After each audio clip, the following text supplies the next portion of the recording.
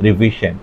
Wa in shi'tumu an tahfadhu ma 'allimtumu fadhalika fi tikrari ad-dars wa tirdad. Mashaka anatuambia kama unataka kuhifadhi kitu, basi ili ulipate hilo ni urudie kile unachokitaka. Kama ni somo, kama ni hiyo Qur'ani, uirudie hiyo Qur'ani, urudie hilo somo, ndio litakwenda kukaa kustakiri kwenye akili yako.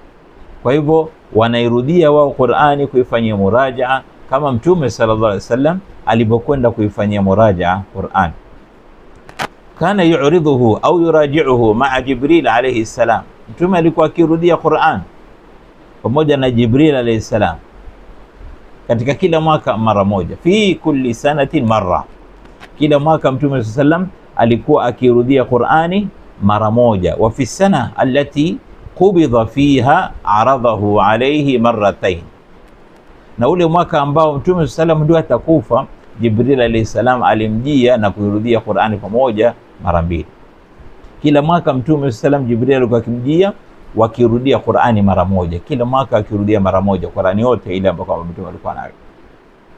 Ule mwaka ambao Mtume sallam alikuwa atakufa, Jibril alayhi salam alimjia mara mbili. Mara ya kwanza wakamaliza yote, akaenda zake Jibril, akarudi tena mara ya pili, wakairudia tena yote kwa mwaka mmoja, mara mbili. Alafu Mtume hapo hakuchukua muda tena, akaanza kushika na ugonjwa na kufariki dunia.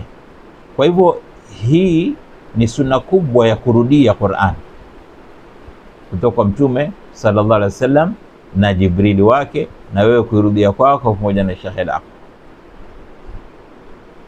Wa kana yaqra'uhu ala ashabihi wa yaqra'unahu alayhi, na yeye baada akisha kumalizana na Jibril alayhi salam kumsikilizisha Qur'ani yake aliyokuwa nayo, na yeye alikuwa akenda kisoma kwa masahaba zake, na masahaba zake nao wakimsomea yeye, akiwasomea yani kuwafundisha, na masahaba zake walikija wakimsomea yeye sallallahu alaihi wasallam.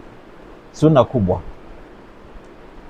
Hata hadithi moja ya Ibn Mas'ud radhiyallahu anhu asema, qala li an-nabiy sallallahu alaihi wasallam iqra alayhi. Siku moja Mtume aliniambia nisomee na mimi Qur'an, Ibn Mas'ud. Qultu, Ibn Mas'ud asema, nikasema, ya Rasulullah, aqra'u alayk wa alayka unzil. Hivi nikusomea Qur'ani wakati wewe ndio imeteremka kwako? Tunataka kuisikia kwako, tuasikia raha kuisikia kwako, tuzidi kuchukua maalumati na kupumbazika kwa sauti yako mzuri unaposoma Qur'an.